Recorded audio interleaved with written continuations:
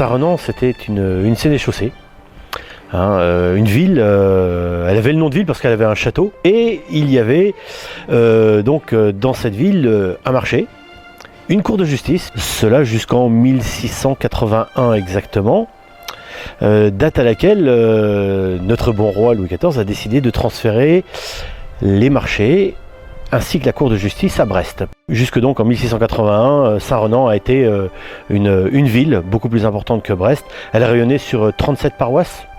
Et il y avait le marché hebdomadaire, il y avait 6 grandes foires par an, il y avait également nombre d'auberges, puisqu'il fallait restaurer les gens, héberger les animaux également. Donc il y avait 78 auberges au plus fort à Saint-Renan, donc c'était les habitants qui s'inventaient aubergistes, on va dire. C'était pas une auberge comme on peut l'entendre maintenant.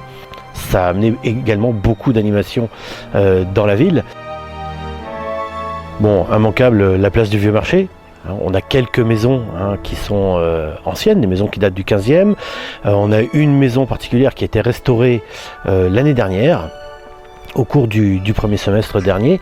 La crêperie d'autrefois, la seule maison à colombage que l'on a ici dans la région.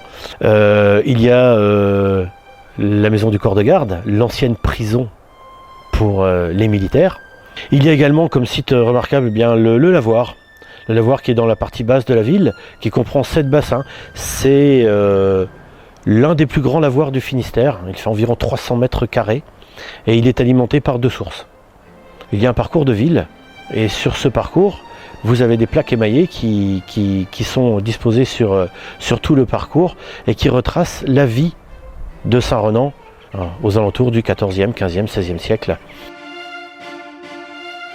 La Veuve Pochard est un bistrot qui a été ouvert probablement dans les années 1870 par la veuve Quéméneur, qui était une veuve de la guerre de 70 et qui a été repris en 1924 par la veuve Pochard qui elle-même était veuve de la guerre 14. Son mari étant mort sur le front italien en juillet ou août 1918, donc presque à la fin de la guerre. Madame Pochard était paysanne, agricultrice de profession, ne pouvant tenir seule sa ferme et élever ses enfants. Elle a vendu cette ferme de Plouzané et a acheté le bistrot. Alors ce qu'on vient chercher avant tout, il faudrait demander aux clients plus qu'à moi.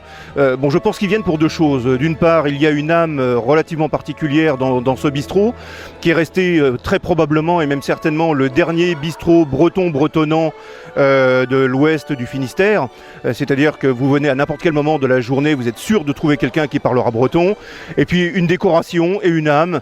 Bon, vous faites un saut dans le passé, vous retombez au début du XXe siècle, tant de par la déco que par l'esprit.